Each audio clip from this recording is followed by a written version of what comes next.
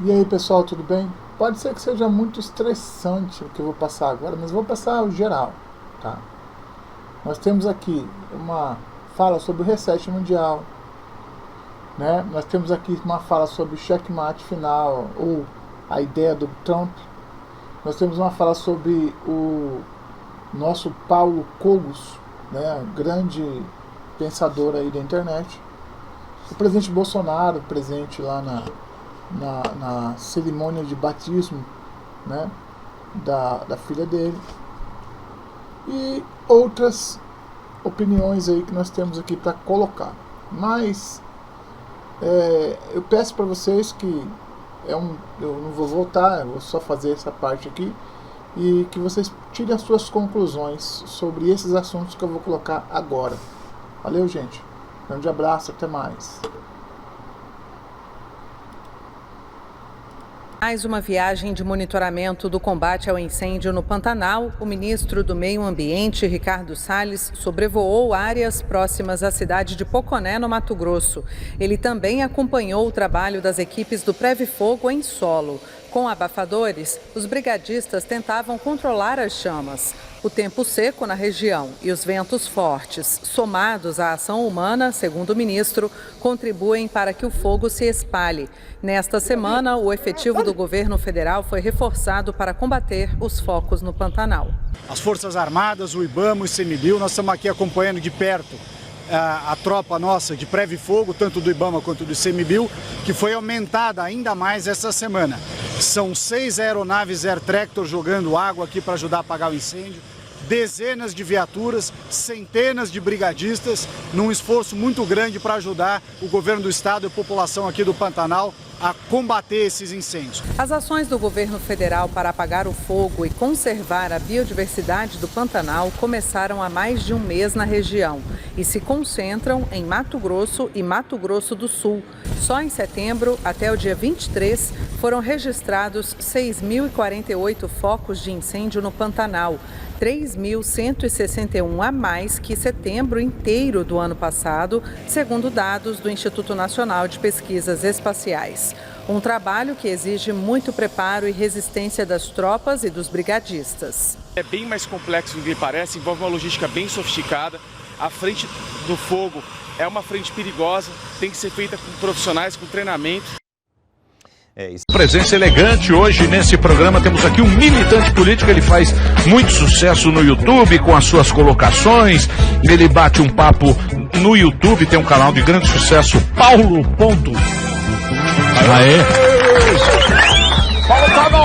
Muito bem, aplausos pro Paulo. Você é filho da Lígia, do seu Valdemar? Sou filho deles, Valdemar e Lígia. Pô, seu Valdemar, gente finíssima. Eu trabalhei com a sua mãe aqui, a Lígia. Ela mandou um grande abraço. Puta, a Lígia é sensacional. Você é parecido com o velho. É parecido? É, seu Valdemar, gente boa, cara. Saudade da Lígia. Oi? Só falta o cabelo branco. Sim, gente boa, cara. Ele já sou muito fã. Ele é bem bravo, viu? Mas Ele é bravo. Não, ele é gente boa. Tá cara legal. Seu pai, pô, manda um abração pra ele. Um cara deu em cima da Seu pai e a tua mãe. É, o cara deu em cima da minha mãe, ele jogou ele escada abaixo. Legal, tranquilão. Não, mas ele é muito gente boa. Ele é muito Tem um papo bom. Puta, eu adoro a Lígia. A Lígia, seu Valdemar, manda abraço. Ela foi muito tempo aqui da Jovem Pan. Dermatologista. Uma grande dermatologista. Excelente. Top. Muito no top Amaury de Júnior, eu lembro. Lígia Cogo. Ela tem uma equipe muito legal. Isso. Botox em todo mundo. Não, ela tem manja da coisa. Começou com o Botox aqui, começou com esse negócio. E você no YouTube, fazendo sucesso? Graças a Deus, o canal tem crescido. Não tanto quanto deveria crescer, porque ainda falta muita consciência política pro povo. E eles têm que entender que a direita tem razão. E muitas vezes eles não assistem canais de direita pensando que são algum tipo de extremista conspirador maluco. E não veem que a direita tem razão e a história prova que a direita tem razão o tempo inteiro, né? Sim, você é de direita. Extrema. Direita. Extrema? Extrema. Mas o que é extrema direita? Não tem nada a ver com fascismo. Absolutamente nada a ver com fascismo. Não, nada de supremacismo. Tem extrema direita, você é o extremo da extrema direita. Que exatamente. É uma criação nova, né? Foi isso que eu li, alguma coisa a respeito disso. É, a extrema da extrema direita, né? Você fala que é islamofobista, é isso? Sim, sem dúvida. Você é contra o islamismo? Completamente contra. Tem um general americano chamado Michael Flynn, do exército, ele até é democrata, mas tá apoiando o Trump, pra você ter ideia. Ele disse, a islamofobia não faz sentido porque o medo do Islã é completamente racional. Diante de tudo que eles têm feito no mundo ao longo da história e diante da destruição que eles causam em todos os países onde eles dominam, por exemplo, o Líbano, é a mesma coisa que você fala, você tem cascavel-fobia? Não. Ninguém é maluco de brincar com uma cascavel, né? Nessa pergunta do Sami, o Cogos, o Bolsonaro deu uma... Falou na ONU da cristofobia, e todo mundo fez isso uma piada. Eu queria saber da sua opinião se existe mesmo a cristofobia. Eu queria que o André Marinho estivesse aqui para imitar um pouco o Bolsonaro aí, tá ok? É melhor que eu, nessa questão no tocante à cristofobia aí. Eu sei imitar super bem também. Mas o Bolsonaro acertou. E ele foi bem corajoso. Não concordo com tudo que ele faz, mas na ONU ele foi corajoso em falar nisso, porque é um problema que aflige o mundo inteiro. E tá na Bíblia que nós cristãos seríamos perseguidos. Então é o que Cristo falou que ia acontecer. Você vê, por exemplo, na Arábia Saudita, na China, na Coreia do Norte, principalmente nos países comunistas, os cristãos são proibidos de exercer a sua fé, não tem liberdade de culto. Eu vi até uma história de um soldado norte-coreano que entrou na casa de um cidadão que foi denunciado pelo vizinho e achou uma Bíblia escondida. E lá é pena de morte se tem uma Bíblia. Como o soldado também era cristão, ele falou, esconde essa Bíblia aí, né? Então foi um exemplo de desobediência civil. Agora, a cristofobia está acontecendo no mundo inteiro, as igrejas estão sendo dessacralizadas na Europa Ocidental, na Holanda, na França. E não é só perseguição física, matança de cristãos, que lamentavelmente ocorre no Oriente Médio, os cristãos coptas são massacrados no Egito, os maronitas são massacrados, né, no Líbano, mas é também a ridicularização do cristão. A hora que o cristão quer exercer o seu direito como cidadão, não, vamos fazer então uma lei contra o aborto, etc., que é o que os cristãos defendem, eles têm direito de expor a sua opinião. O argumento da esquerda é sempre, não, o Estado é laico, o cristão tem que calar a boca. Então, o Estado laico, em outras palavras, é um Estado ateu anticristão. É um ateísmo de Estado disfarçado de discurso politicamente correto, né? Mas é extremismo para os dois lados, vamos dizer assim. Aí seria o extremo da esquerda, né? Querendo essa supremacia. Quer dizer, você pode pegar a extrema-direita, pode acabar se encontrando com a extrema-esquerda, né? Quer dizer, nesse sentido. Porque quando você fala em fascismo, Hitler, etc e tal, fala que é de direita. Não é, né? pelo amor de Deus. Mas não é verdade. Então, mas deixa eu fazer uma pergunta para você, Paulo, lugar, baseado no que você falou. Exatamente, doutor. Baseado no que você falou, você acha que a nossa sociedade, a sociedade ocidental, cristã ocidental, judaico-cristã ocidental, você acha que há uma decadência? E você acha por que há essa decadência? É a ciência, é o iluminismo que fez com que a gente não tivesse, e essas religiões elas continuam se mantendo, o islamismo ele continua se mantendo o islamismo. E aqui a nossa sociedade, ela partiu para um outro lado. Você acha que é aí que está a chave disso que você estava falando? É exatamente. A sociedade ocidental perdeu o sentido da transcendência. Enquanto que o Islã, e o Papa João Paulo II já falava isso, o Islã eles continuam com a sua fé inabalável, ainda que seja uma fé desordenada, fanática, ainda que seja uma seita política com uma roupagem religiosa, eles continuam mantendo as mesmas tradições que eles mantêm desde o século VII. Enquanto que o Ocidente não. Então eu tenho um pensador que eu gosto muito, que chama Erich von Leden. Ele falou, a sociedade ocidental cristã foi construída em cima da religião católica e em cima da monarquia. E ela está se esfacelando por causa da república, democrática principalmente, e do laicismo. Então, enquanto nós estamos aqui brincando no Ocidente, é multiculturalismo, diversidade, democracia, o Islã está fazendo o quê? Está fazendo o seu expansionismo que eles sempre pregaram, com várias táticas. Não só demográficas, né? Enquanto nós estamos sendo pai de pet aqui, eles têm 8, 10 filhos. Sim. Então, mas isso aí não é o geral do Islã. Isso. Não é uma coisa assim. Tudo bem, tem grupos radicais, tem terrorismo, tem uma série de coisas. Estado mas Islâmico. Estado Islâmico, é óbvio isso aí. Mas também não é toda na mesma caixa, se é tudo na mesma caixa, porque o livro é uma interpretação. Os caras leem o livro, né, que é sagrado, e cada um interpreta de uma forma. Mas nem todos interpretam dessa forma com o terrorismo. Você acha que todo o Islã, o muçulmano, não tem também a religião que deve ser respeitada, na sua opinião? Não é que não existem muçulmanos que sejam boas pessoas. Mas aí eu digo o seguinte, esses muçulmanos que são boas pessoas, são maus muçulmanos. Assim como um cristão mau, um cristão que pratica o mal, é um mau cristão. Por quê? Porque depende do que cada um prega. Tem um professor que é o maior especialista em Islã do mundo, que eu considero, Robert Spencer. Ele fala, bom, para você avaliar se uma religião é boa ou não, veja o que prega o seu líder. O que prega Jesus Cristo? Prega o amor, a caridade, né, a justiça. E o que pregava Maomé? Degolar o infiel. Não, mas isso é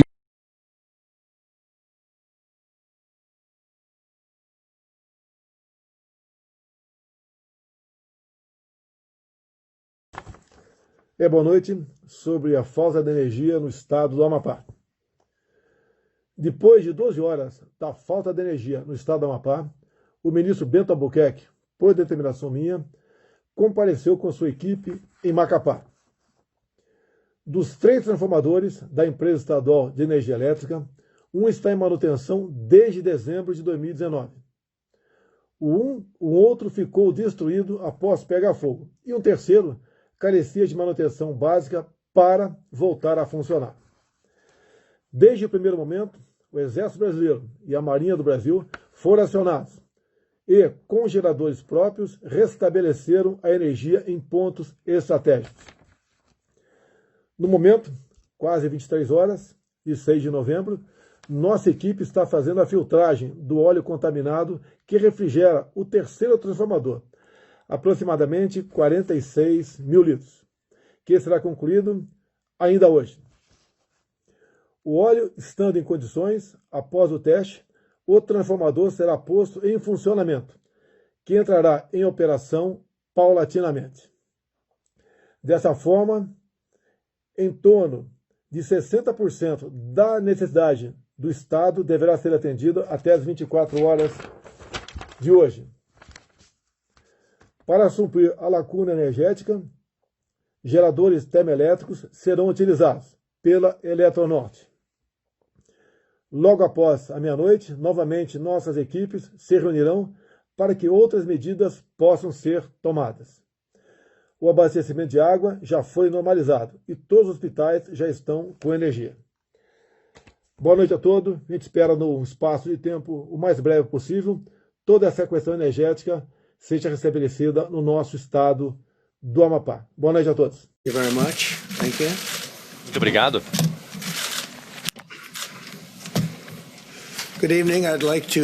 Boa noite. Eu gostaria de fazer uma atualização ao povo americano sobre os nossos esforços da proteção da nossa eleição de 2020.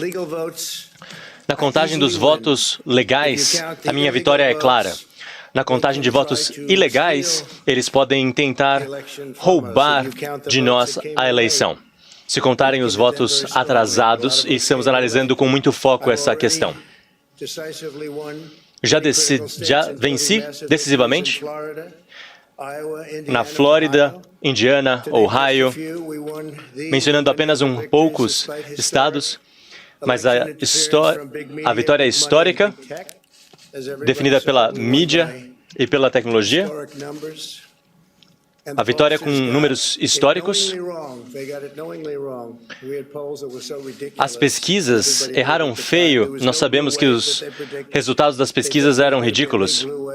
Eles acharam que seria uma onda democrata gigantesca, mas, na realidade, o que aconteceu foi uma onda republicana gigantesca, que já foi reconhecida pela imprensa. A imprensa está muito impressionada. Mantivemos o Senado, mesmo tendo o dobro de assentos para defender do que os democratas têm.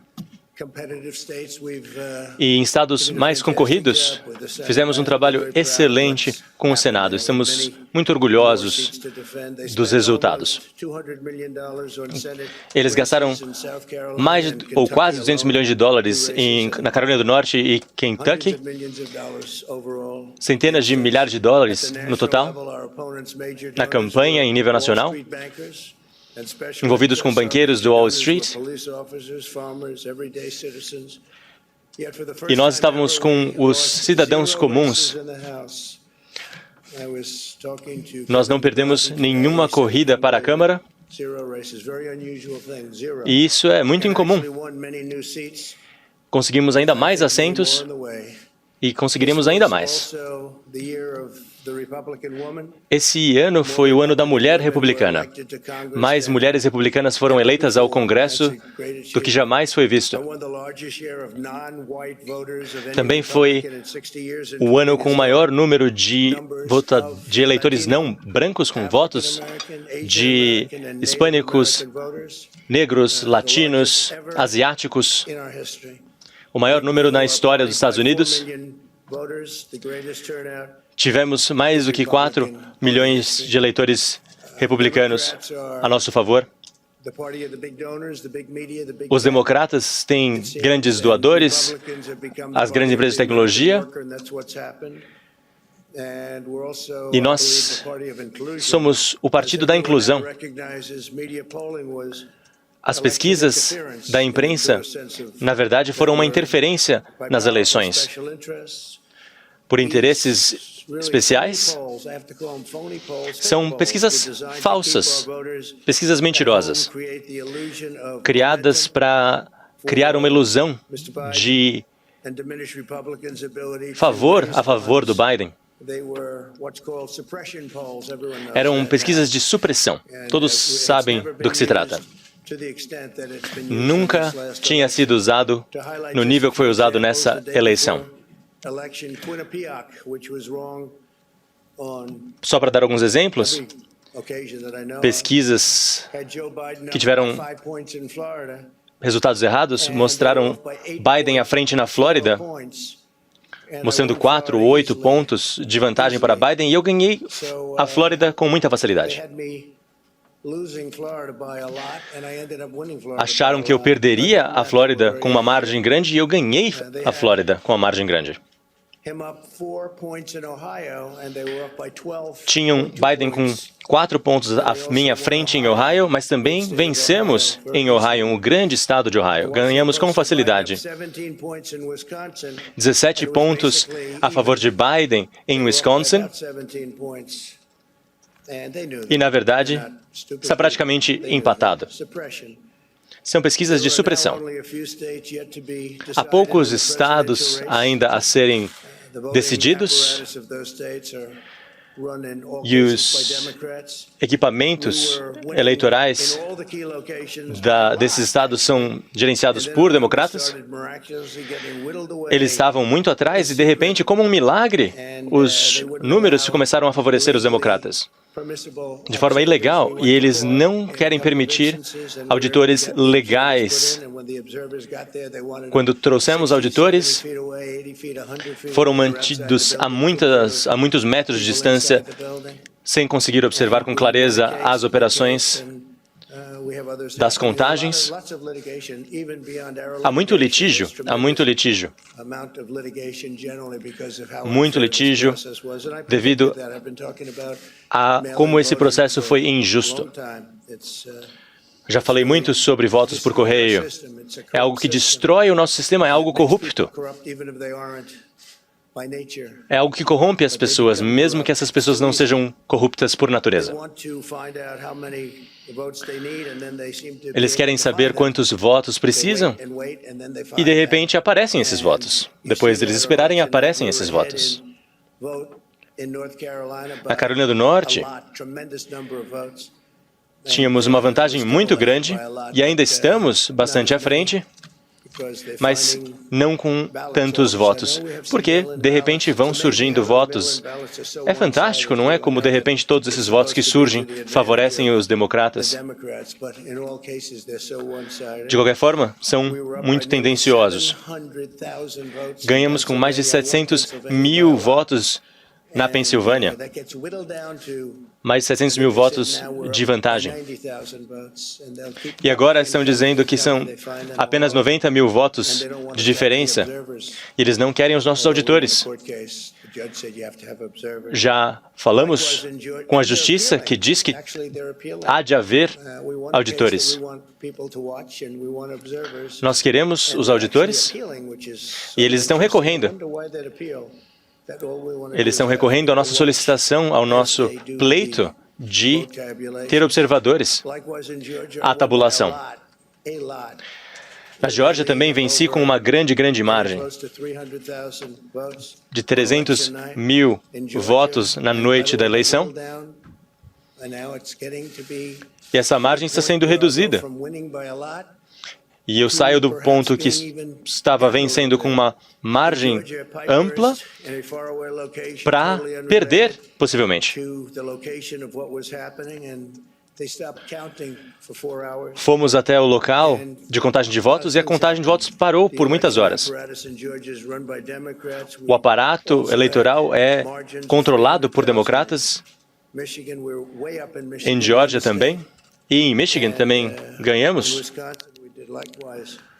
E em Wisconsin também tivemos um desempenho excelente. E reduziram os nossos votos. Com Arizona, nós só precisamos de 55% dos votos pendentes, margem de 55%. E essa é uma margem que já ultrapassamos com facilidade, então vamos continuar acompanhando o que acontece com Arizona. Nosso objetivo é defender a integridade da eleição. Não permitiremos que a corrupção tome uma eleição. Não podemos permitir que os nossos eleitores sejam silenciados. Trabalho no meio público há muitos anos e nunca vi algo que fosse tão cheio de inspiração, com pessoas dizendo coisas com amor e afeto. E com uma atitude, as pessoas sabem o que está acontecendo. E novidades serão divulgadas, esse litígio está de fato acontecendo. Eles estão tentando roubar essa eleição, eles estão manipulando a eleição. Detroit e Filadélfia são conhecidos como âmbitos de corrupção no país. E eles querem orquestrar o desfecho da corrida presidencial. A Suprema Corte recebeu o pleito que fossem excluídos os nossos auditores. E eles não querem ninguém observando a contagem. Eles não querem ninguém observando a contagem dos votos. E não deve haver nenhum motivo legítimo para que eles não queiram observadores a esse processo, porque se fosse justo e correto, eles estariam à vontade, mas claramente querem cometer fraude. Os observadores e auditores ficaram a uma distância tão grande que precisaram de binóculos. Colocaram papel nas janelas para que a visão também fosse obstruída. Em Geórgia, os votos deveriam todos chegar até no máximo o dia da eleição e não chegaram. Chegaram votos após o dia da eleição. E essa decisão já foi tomada de forma clara que os votos precisam chegar todos até o dia da eleição. E não fizeram isso. As autoridades democratas nunca acreditaram que poderiam vencer essa eleição e é por isso que recorreram aos votos por correio cheios de corrupção e fraude. É por isso que tantas cédulas não solicitadas foram enviadas a eleitores sem qualquer tipo de controle. E eu alertei a todos que isso aconteceria. Eu já observei muitas eleições antes de estar numa eleição como essa, com tantas cédulas sendo enviadas para tantas pessoas. Isso foi algo inédito na história americana. Dizem que se importam com a segurança eleitoral, mas se recusam a seguir os requisitos de conferência de assinaturas, verificando a elegibilidade dos eleitores. Eles escrevem coisas, fazem coisas terríveis. Temos muitas informações chegando para nós e há litígio que seria de impacto até para vocês. As contagens na Pensilvânia e em outros estados-chave seguem a máquina democrata. Há muito tempo já se escreve sobre a máquina democrata que é corrupta. E isso já acontece há tempos e não mudou. Na Pensilvânia, cédulas foram recebidas até 3 dias depois da eleição. E esses votos estão sendo contados mesmo sem selo ou qualquer tipo de identificação. Não há nenhum tipo de selo ou identificação. Há muitas irregularidades por toda parte na nossa nação. A nossa campanha não teve acesso à observação às contagens de Detroit. Detroit é outro local que não tem a melhor das reputações em termos de integridade eleitoral. Duplicação de cédulas, alguns dos nossos funcionários tentaram observar essas atividades e a sua visão foi bloqueada para que eles não pudessem acompanhar o que estava acontecendo. É perigoso. Um grande centro de contagem de cédulas em Detroit teve suas janelas bloqueadas com papelão. Eles querem bloquear as áreas de contagem para que os auditores legais não possam observar a contagem. Houve atraso na entrega de votos para a contagem. Alguns lotes chegaram e ninguém sabia de onde vieram, mesmo em horários que o correio já estava fechado em locais fundamentais na Geórgia e em outros estados pêndulo. Por muitas horas, os resultados não foram divulgados para que fossem divulgados mais tarde. E essas cédulas que surgiram, sempre surgiam com o nome Biden nelas. Um pouco estranho, não é? Questiono Joe e todos os democratas, peço esclarecimento a eles. Votos legais. Nós queremos que os votos legais sejam contados. Queremos transparência. Não queremos salas secretas nem cédulas misteriosas que cheguem depois do dia da eleição. Existe o dia da eleição, afinal. Não podemos ter votos feitos depois da eleição. Nós queremos uma eleição honesta. Nós queremos uma contagem honesta e pessoas honestas na eleição. É um trabalho importantíssimo. E é assim que os Estados Unidos ganharão. Nós acreditamos que nós ganharemos com facilidade essa eleição. Vai haver muito litígio, porque temos muita prova, muita evidência, e provavelmente a autoridade de justiça mais alta, a Suprema Corte, será envolvida, porque não podemos permitir que a eleição seja roubada de nós. E eu já venho alertando há meses. Disse que os correios e os votos por correio seriam um desastre. Teria um impacto desastroso nas nossas eleições, os votos por correio. E está piorando a cada dia. As histórias são histórias aterrorizantes. Não podemos permitir que isso aconteça com os Estados Unidos. Não é uma questão de quem vai vencer, eu ou o Joe, o republicano ou o democrata. Isso não pode acontecer com o nosso país. Seria uma vergonha para o país se isso acontecesse. Espero que essa questão seja esclarecida. Espero que em breve, mas provavelmente teremos processos legais. Eu assumi vitória em alguns estados, ele assumiu vitória em outros estados. Mas houve esquemas suspeitos e não podemos permitir que isso aconteça. Muito obrigado. Olá, sejam todos muito bem-vindos. No dia 3 de junho de 2020, o austríaco Klaus Schwab, fundador e presidente do Fórum Econômico Mundial de Davos, através de um vídeo anunciou o tema anual para 2021, o The Great Reset. The COVID-19 crisis has shown us that our old systems are not fit anymore for the 21st century. It has laid bare the fundamental lack of social cohesion, fairness, inclusion and equality. In short, we need a great reset. Curiosamente, um modelo muito parecido que vem sendo defendido aí pelo IPCC, que é o International Panel on Climate Change, que é um órgão das Nações Unidas que avalia a ciência relacionada às mudanças climáticas, que tem como garota propaganda Greta Thunberg. e seus amiguinhos corporativos como Al Gore e Larry Fink, da Blackwater. Só que essa agenda se encaixa perfeitamente com uma outra agenda.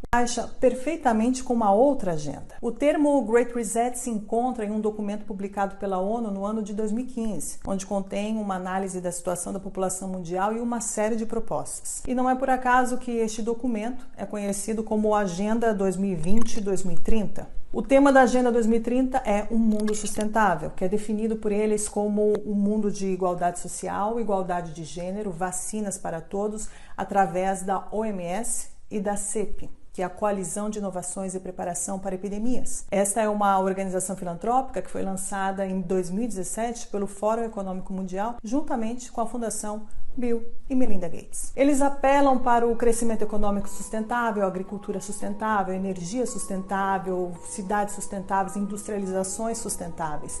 Fica claro que é uma reorganização da riqueza mundial, criando o capitalismo sustentável. Essa mudança precisa ser apoiada por um processo de digitalização global. As novas infraestruturas do 5G farão exatamente isso, facilitando a gestão do enorme tráfego de dados que se tornará aí o petróleo do século XXI.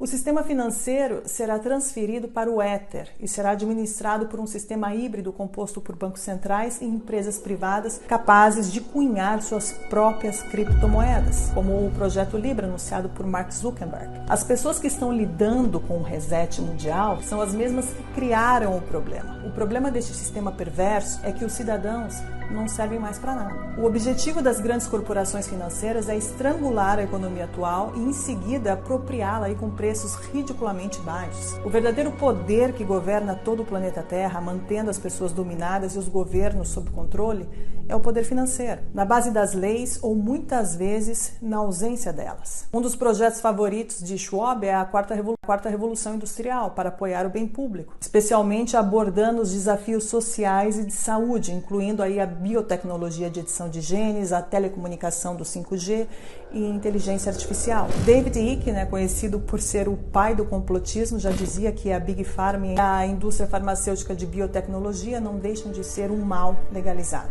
É evidente que desse cenário emerge aí uma massa de perdedores, que aumentará de forma incalculável após o desmantelamento do sistema industrial e a digitalização dos serviços. A grande reconfiguração proposta em Davos não parece ser uma resposta ao alcance de todos, mas aparece como uma solução imposta desta elite, destinada simplesmente a proteger os seus próprios interesses. É curioso notar que a chamada pandemia, com suas políticas de lockdown e de medo, facilita e favorece esse grande reset, nos impondo aí uma mudança drástica, desde a remoção do trabalho, permitindo o avanço digital e bloqueando aí o deslocamento das pessoas. A dívida pública mundial aumentará para níveis nunca vistos. Esta é a consequência das políticas econômicas adotadas para fazer frente aos efeitos de restrições devido à disseminação do Covid-19. Os bancos centrais estão injetando grandes quantidades de dinheiro no sistema. Essa ação extraordinária dos bancos centrais está revelando outro grande pressuposto, ou seja,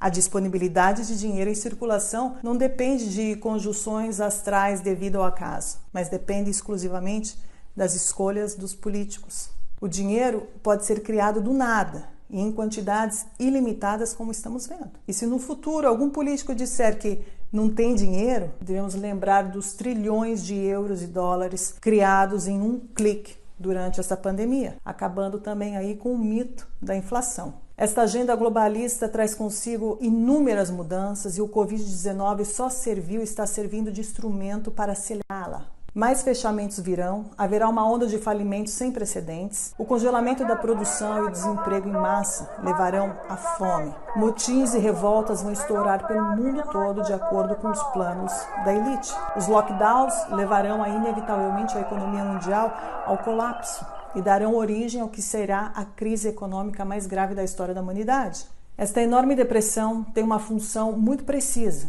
criar uma sociedade de duas classes. Uma formada por esta pequena elite dominante e outra formada por uma multidão de pobres, na qual a classe média desaparecerá definitivamente, assim como as pequenas e médias empresas que seguirão o mesmo destino. As grandes corporações terão todo o mercado em suas mãos. É exatamente esse o objetivo designado pelo Clube de Roma, um dos grupos globalistas mais influentes fundado e financiado por David Rockefeller em 1972. Com a falta de empregos, as massas não terão alternativas. A não ser aceitar as esmolas do governo para sobreviver. John Perkins, ex-economista, explicou em um de seus livros, Confissões de um Assassino Econômico, o real objetivo do FMI: afundar os países em dívidas que nunca poderão ser saldadas para permitir que grandes grupos privados tenham controle total das economias nacionais. As grandes multinacionais terão domínio absoluto. O globalismo, em outras palavras, quer o fim da propriedade privada. O globalismo avança e com ele o ataque final da nova ordem mundial, onde começa a nos mostrar a sua verdadeira face. Embaixo da máscara deste falso humanitarismo se esconde uma crueldade desumana na forma mais pura do totalitarismo mais perigoso da história, como explica perfeitamente o ex-núncio apostólico Dom Vigano em sua última carta. Esta batalha não é apenas contra as instituições políticas subservientes deste plano. São as próprias palavras de São Paulo em sua carta aos Efésios que explicam o verdadeiro significado desse conflito. Nossa batalha, na verdade, não é contra criaturas feitas de sangue e de carne, mas contra os principados e poderes, contra os governantes deste mundo de trevas, contra os espíritos malignos que vivem nas regiões celestiais. São horas decisivas para o destino da humanidade e do mundo, e esta é a batalha que eu, você e toda a humanidade se encontra neste exato momento. È diventato chiaro in questo momento che ognuno di noi è rappresentante di se stesso, perché lo Stato non rappresenta più